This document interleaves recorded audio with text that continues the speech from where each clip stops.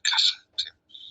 Es importante porque cuando uno está aprendiendo neurología, tiene que realizar toda la historia neurológica al detalle. Ya después, cuando uno se hace especialista, ya se aboca, converge su examen a alguna queja del paciente, sin descuidar todo el resto. Pero veamos. Permítanme compartir. A ver. Ya está activado, doctor, para compartir.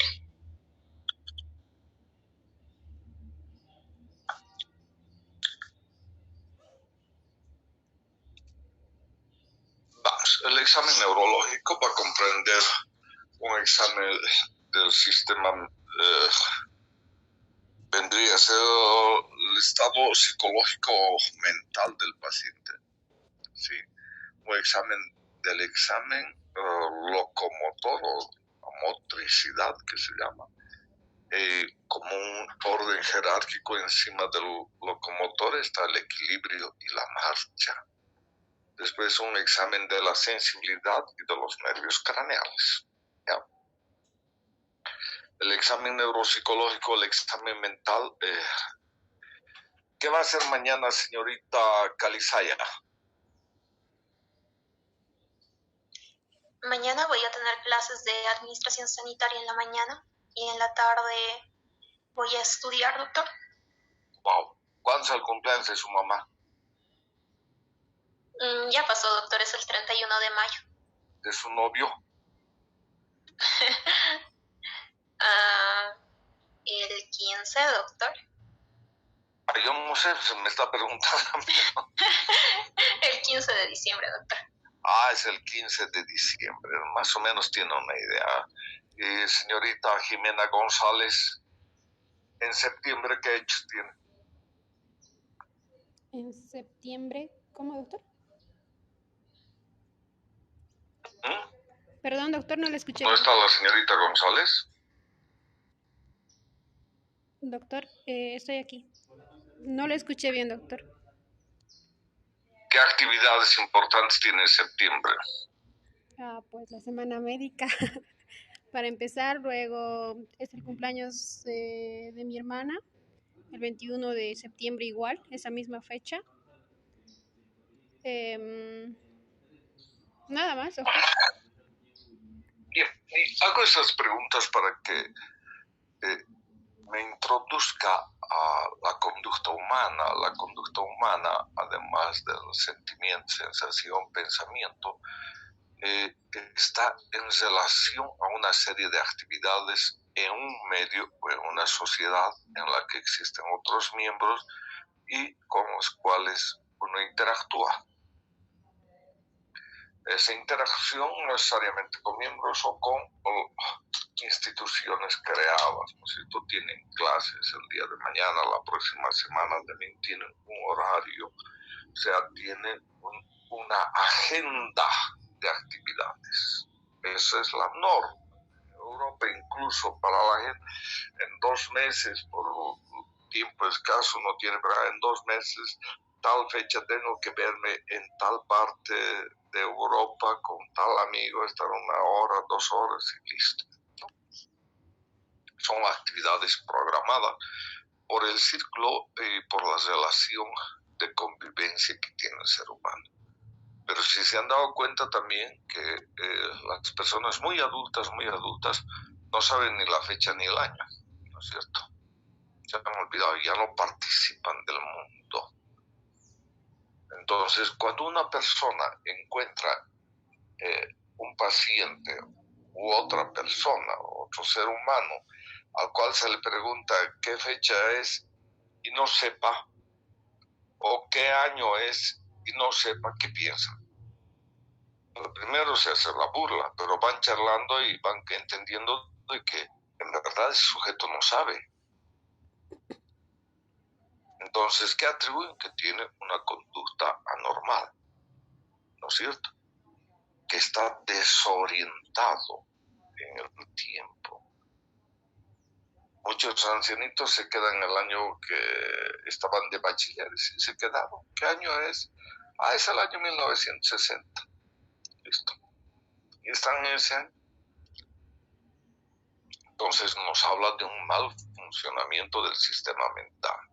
Por eso que existe una tabla, el que ven la tabla, ese test que ven, es el mini mental test que utilizan mucho los psiquiatras. Nos sirve a nosotros los neurólogos en cuanto a que nos permite una valoración del estado mental sin ser preciso. Cuando requerimos exactamente, pedimos un peritaje mental, o sea, del estado mental del paciente.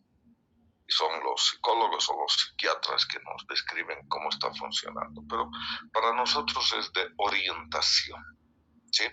Entonces es así que la orientación, le preguntamos al paciente qué día es, ¿no es cierto?, el nombre de la semana, qué fecha del mes, el año, la hora aproximada, si es de día, de tarde, dónde se encuentra en el momento que habla con nosotros, la dirección en la que vive, si vive en un piso en un edificio de apartamentos, qué piso es el que vive, la ciudad en la que se encuentra o el estado, ¿cierto? Esa es la orientación. Todos sabemos aquello. Entonces, si encuentra a un muchacho de su edad y que no sepa qué dice, o es extranjero o algo le falla, que no está pudiendo elucidar la pregunta, ¿no es cierto? Después de aquello hay un registro de los datos, lo que tenga en la mesa, puede ser la laptop o el martillo de reflejos y un lapicero, y le piden que repita laptop, lapicero y laptop, lapicero y reflejos, he dicho, estoy pensando en reflejos, y unos lentes, ¿no es cierto? Laptop, lapicero y lentes. Le piden que repite, que le van a preguntar después. Y pasan al siguiente. Hay algo que es muy importante en la valoración del estado del paciente, es la capacidad de concentración que tiene. Y está en relación a ese siguiente capítulo, atención en cálculo. Señorita González, hagan una cuenta regresiva del 100 cada 7.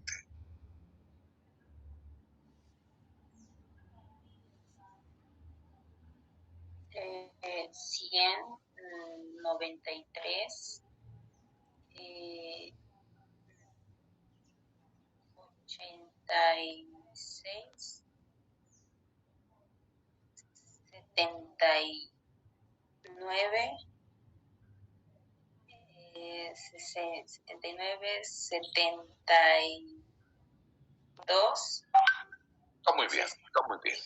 Verá que es de los pocos estudiantes que todavía pueden hacer eso, en general no hacen. Me pongo nerviosa, doctor, dice, ¿no es cierto? De la capacidad de concentración del paciente atingido por una enfermedad neurológica hace que no pueda concentrarse. Entonces le es difícil, ese es un dato. Y después regresa a la memoria. Le preguntan qué es lo que ha memorizado. Entonces tiene que contestarle el laptop, martillo de reflejos y unos lentes, ¿no es cierto? Después la memoria, es lo que les decía, y el lenguaje.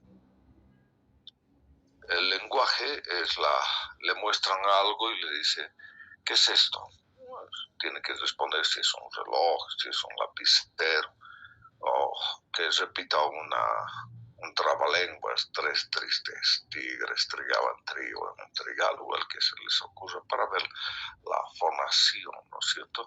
Que hay unas cartillas que uno utiliza, que lea y cumpla. Entonces le dan a leer, que se levante, abra la puerta, cierra la puerta, vuelve a sentarse, ¿no es cierto? Después que escriba una frase y que copie esa figura, ¿no es cierto? Esto es el examen mental. Esto nos ayuda a saber sobre el paciente, sobre el estado mental. ¿Se entiende? ¿Sí? No está difícil aquello. Después hablamos de la motricidad. La motricidad, les había mencionado de que tiene una valoración de la fuerza muscular, del tono muscular y de los reflejos. Todo lo que hemos visto, ¿no es cierto? Pero la fuerza muscular pues, tiene, valoran el bíceps, ¡tan! Flexiona al otro. Sí, el derecho tiene 3, no. Mientras no tiene una tabla, dice, sí, está disminuido. ¿Cuánto disminuido? O para otra señorita que no tiene tanta fuerza, está normal. Entonces, para eso se ha creado y se ha estandarizado una valoración de fuerza como la que ve en la imagen. El grado 5, fuerza normal. El grado 0, una parálisis total. No se observa ni contracción muscular. Ustedes ponen la mano, contraiga y no hay. En cambio, el grado 1 pone la mano sobre el miembro y se siente la contracción muscular. Puede no mover el miembro, pero hay contracción muscular. El grado 2 moviliza la articulación, logra movilizar. ¿Ya? En el grado 3 consigue levantar en contra de la gravedad. ¿Se entiende? Le cuesta levantar en el grado 2. Simplemente la teres mueve la articulación. En el grado 3 levanta. En el grado 4 casi considera ser normal, una ligera debilidad. Más que todo que el paciente refiere una pesadez en ese miembro. A veces algunos dicen una torpeza. Siento más pesado, dice el puesto. ¿Ya? Y el grado 5, fuerza normal. Incluso hay pacientes fisiculturistas que con los pies levantan 200 kilos y es difícil evaluar aquello, pero sí la queja del paciente es válida. Él dice, siento un poquito más torpe este miembro, como si me pesara más. Esos datos son importantes para la valoración de aquello. ¿Sí? Tenemos la maniobra de Mingazzini. En los miembros inferiores está en decúbito dorsal, las rodillas separadas, ligeramente extendidas, las piernas sí separadas. Se pide que cierre los ojos y se mantenga ahí. Y la pierna que está pesada empieza a descender. En los brazos, la extensión, yo prefiero pedir al paciente que extienda los brazos. Le explico antes, usted va a extender y muy lentamente va a levantarlos extendidos y los deja caer muy lentamente, milímetro a milímetro, y una vez es pesada y se cae. Son las maniobras de Mingazzini para valoración de la fuerza. La fuerza, como hemos visto, puede ser una monoparesia, una monoplegia, paraparesia, paraplegia, una hemiplegia que puede ser completa o incompleta, completa desde la cara, proporcionada en el sentido de que son iguales, desproporcionada, haya predominos más en la plegia en los miembros superiores o en los inferiores. ¿Sí? La tetraplegia y biparesia. Son las fuerzas musculares que nos la permite. Es lo que esta mañana es parálisis del miembro inferior, que sea monoplegia. ¿Cierto? El tono muscular, para entender el tono, hemos visto los reflejos, debemos comprender el concepto de tono. Señorita Callisaya, ¿qué es el tono? Es el grado de contracción que tiene el músculo cuando está en reposo. Grado de contracción en reposo. ¿Algo mejor alguien tiene?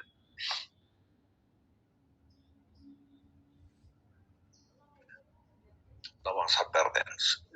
Importante es la resistencia del músculo a cambiar de forma.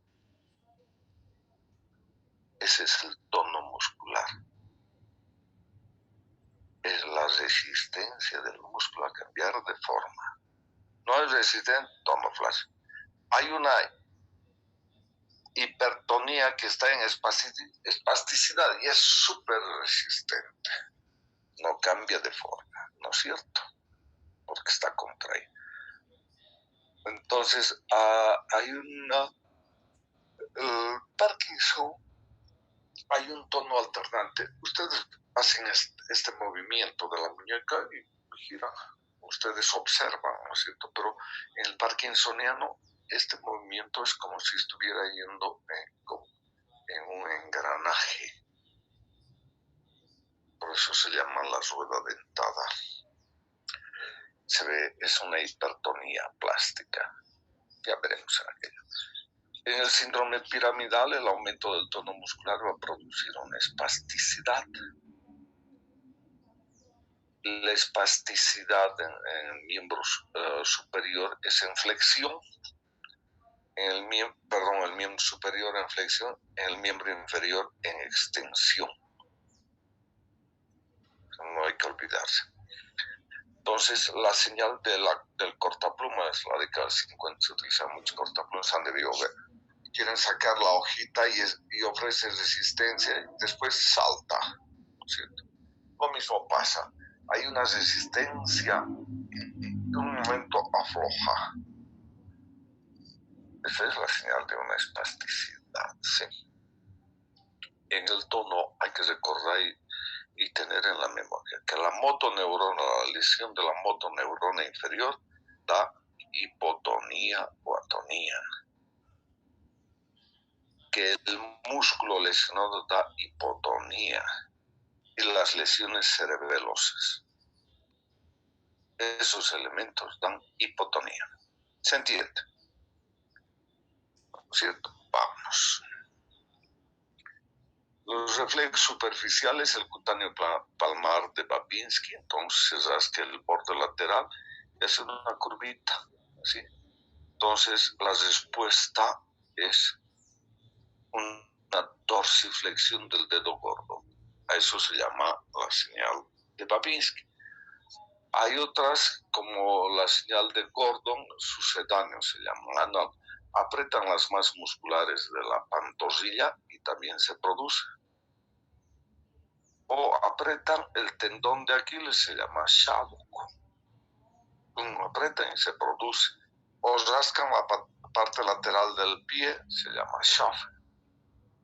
Pero todos son análogos del signo de Babinski, que significa que lesión de la motoneurona superior, irritación de la motoneurona superior. No importa dónde sea, es en el trayecto.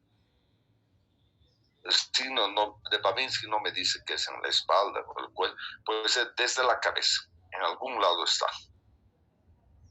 Se comprende. Eso es importante. Es normal el signo de Babinski hasta el año y medio, más o menos, porque tardan las fibras en mielinizarse. Después están los reflejos abdominocutáneos, que obedecen a la contracción del oblicuo superior, medio e inferior. Entonces se rasca de la parte lateral hacia la parte medial, entonces produce una contracción. En las lesiones del córtico espinal están abolidos, no se ve eso.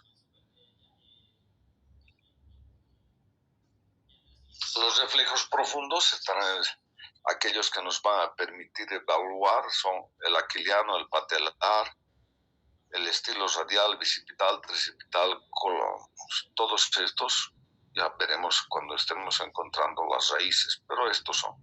El aquiliano es el del talón, el patelar es el de la rodilla, los aductores de la cruz son los aductores de la pierna, los flexores de los dedos, el nervio mediano y el cubital, el reflejo estilo radial, C5, C6, el bicipital C5, C6, el tricipital C7, C8, y la señal del clonus. El clonus es como un Babinski, o sea, es por liberación. El pie hacen esta operación y aparece una respuesta de esta naturaleza. Normalmente hay 1 o 2 veces, pero cuando son más de 5 es como si fuera un signo de Babinski. ¿Ya? O a la rótula, si tiene la empuja y se va moviendo. Eso veremos las imágenes, ¿sí? Los reflejos que hemos mencionado, las polinización piramidal, los reflejos profundos, los que estamos viendo, en este caso es el bicipital, que ustedes tienen que suscitarlo como están viendo, descansar el antebrazo sobre el otro antebrazo del examinador, el dedo pulgar sobre el tendón del bicipital y golpear sobre su dedo. Esto repercute y se produce una flexión. O el tricipital, lo mismo, se golpea el tendón del tríceps y se produce una extensión. O los reflejos del cubital, se produce una aducción. En cambio, en el radial se produce una abducción del pulgar. Son los aductores, los músculos aductores, se golpea el tendón y se produce una aducción del miembro. Y estos son los rotulianos o patelares, si ustedes quieren. Se golpea la rótula, el tendón rotuliano, y se produce una extensión. O el tendón aquileo, se produce una flexión plantar.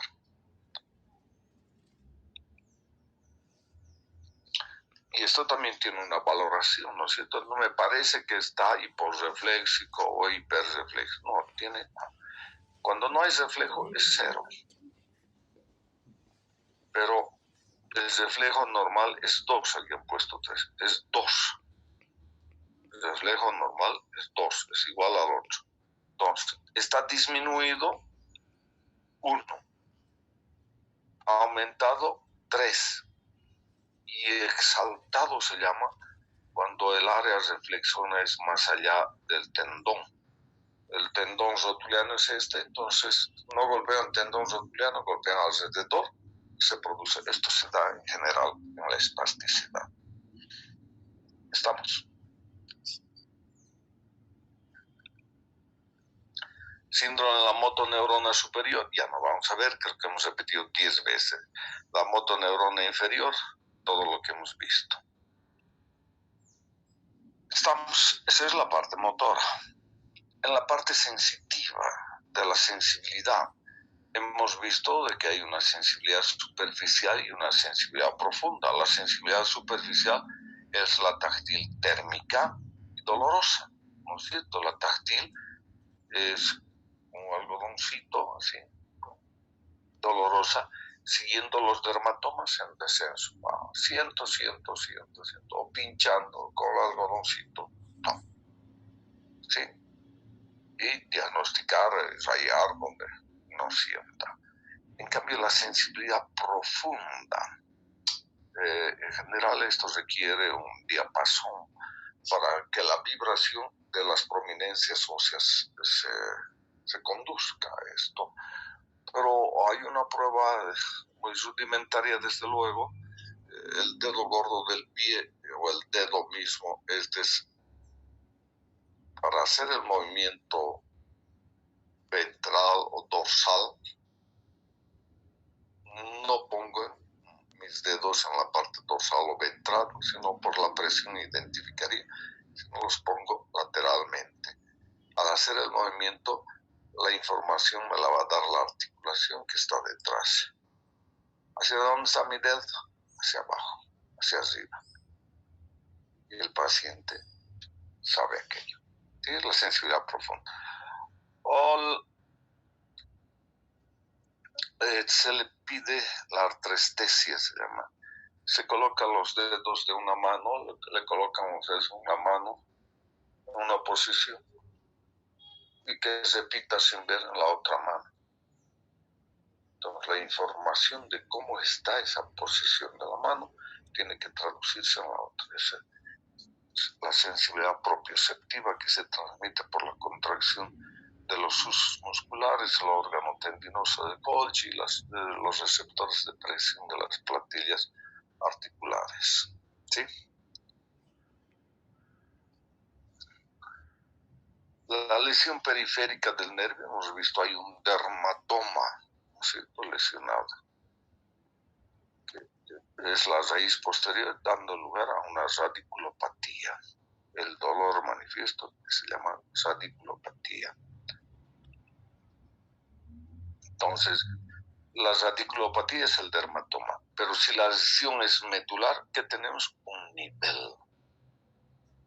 Hay un nivel, ¿no es cierto? Y por debajo de ese nivel el paciente no siente nada porque es una lesión central. En el tronco tronco cerebral, ayer hemos visto y les decía, son las alteraciones del par craneal y una hemiplegia o una hemianestesia de un hemicuerpo, una anestesia de un hemicuerpo. El par craneal y alteración de la mitad del cuerpo.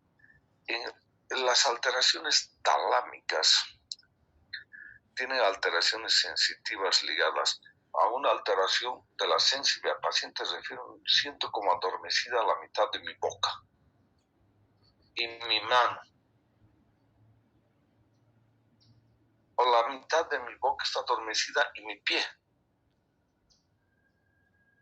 o la mitad está adormecida de mi mano y mi pie más. No todo el miembro, solo la mano y el pie. Estos son los síndromes talámicos por la posición de los miembros. Y el cortés, cuando hemos visto el lóbulo parietal, hemos visto la grafoestesia. ¿Cierto? El dibujarle una letra en la piel, darle un objeto en la mano para que se conozca. La integración de todos los propios receptores y receptores superficiales. El equilibrio. Por encima de la médula se encuentra el tronco encefálico, donde se produce el equilibrio, donde se realiza la integración de toda esta información para que el cerebelo se organice y dé lugar a la marcha. Entonces al paciente se le pide que se ponga delante de nuestro, de pie, y la postura es la relación de la cabeza con el cuerpo. Eso se llama postura desde el punto de vista fisiológico. ¿Ya? No es una posición del cuerpo, no, es la relación de la cabeza con el cuerpo. Es el concepto que hay que memorizar. Entonces, esta postura se va a producir por la información del dedo gordo y el flexor plantar.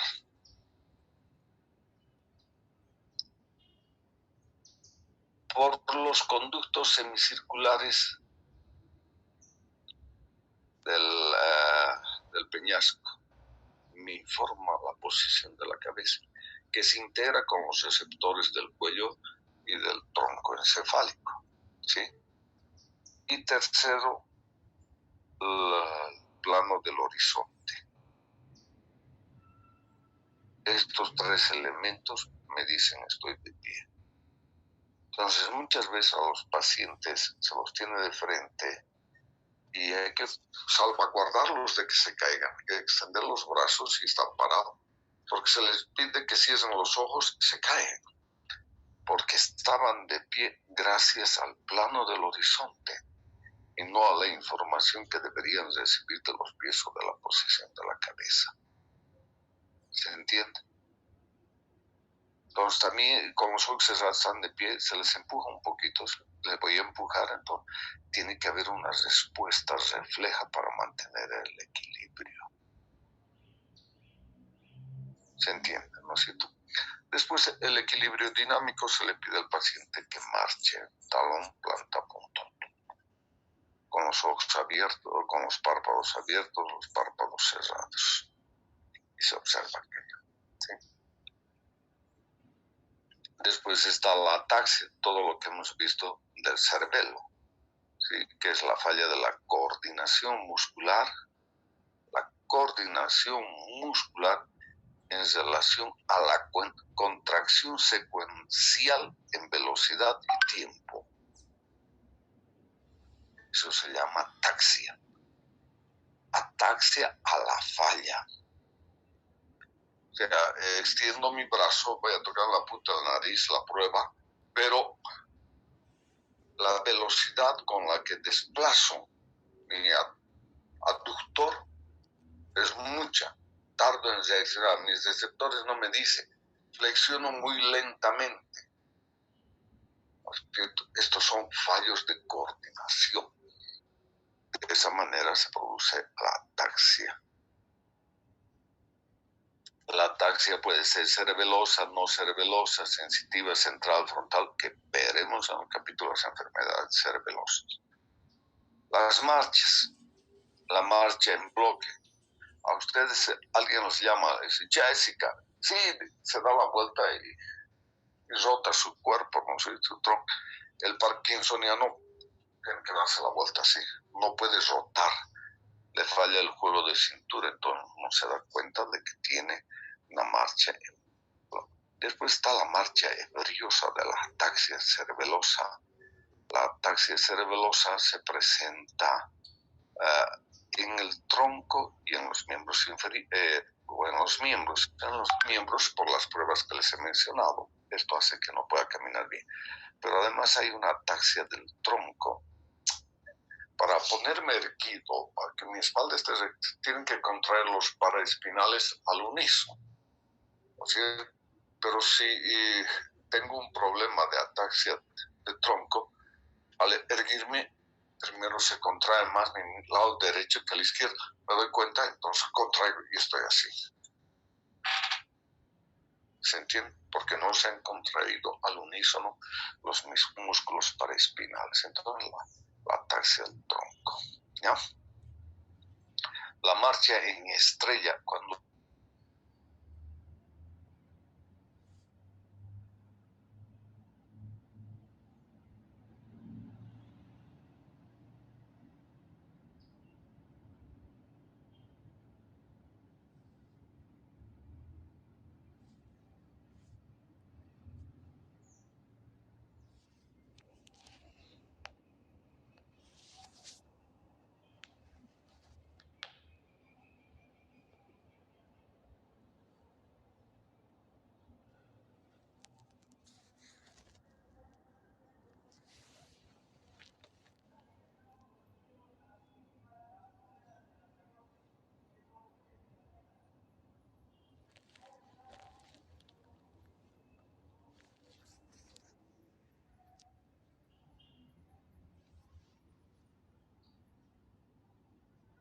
permítame compartir.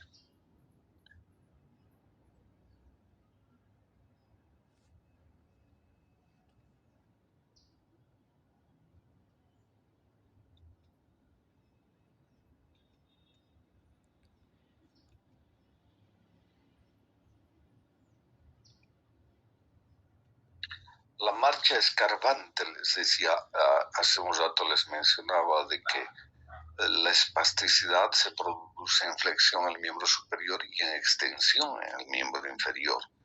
Si ustedes se fijan para caminar, el paso que vayamos a dar tiene que flexionar, ¿no es cierto? En la persona que tiene una espasticidad no flexiona, entonces abre como si fuera un compás, abre.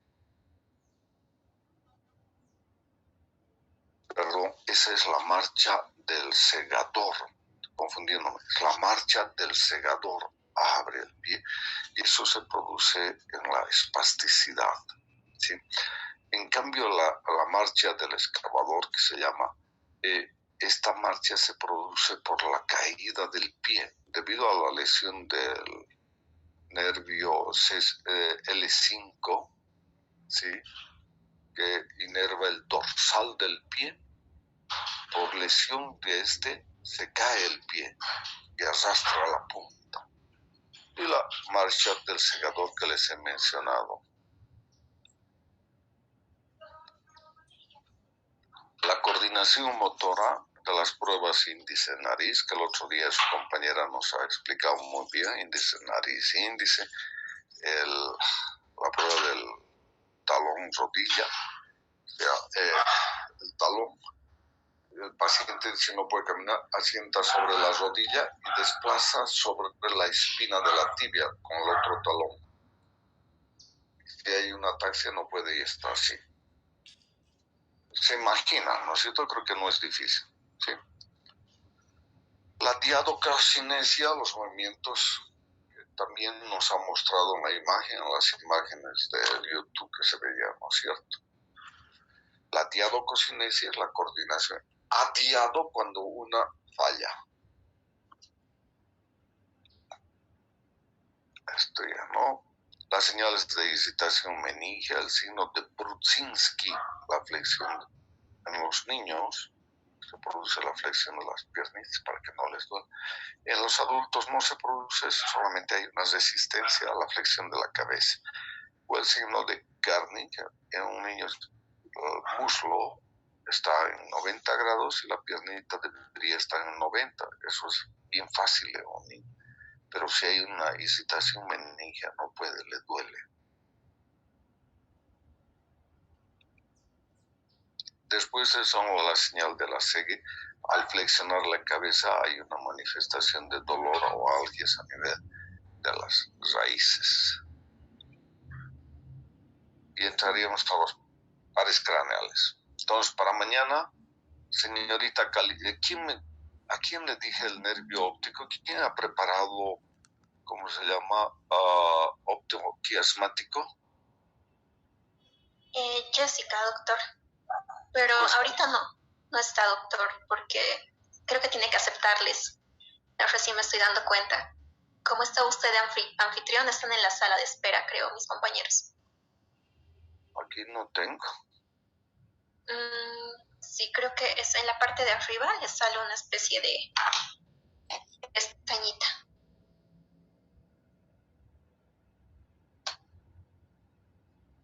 Un rato, doctor, me haré anfitrión a mí de nuevo y luego le vuelvo a ser anfitrión a usted. Creo que ya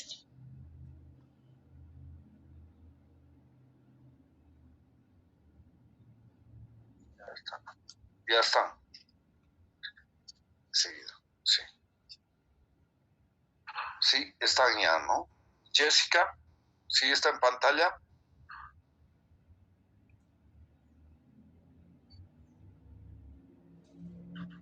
Señorita González, Jessica.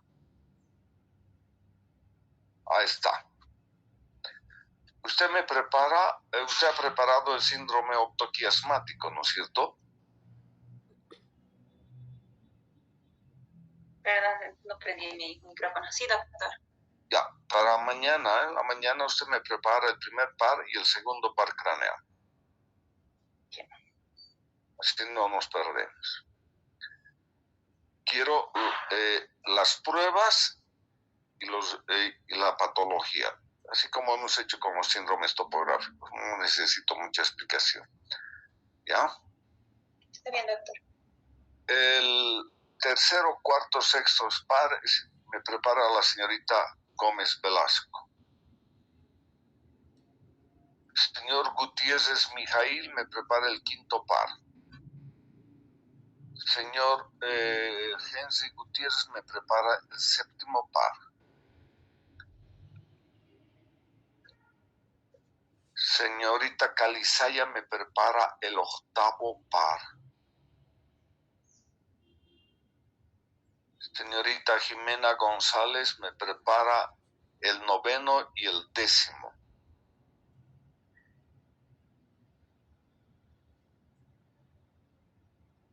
¿A quién le falta?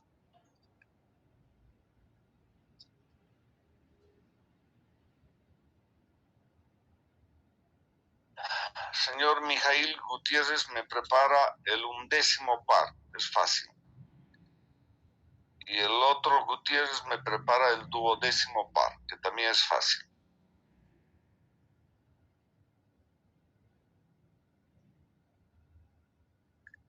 Esto espero que den las charlas en 10 minutos.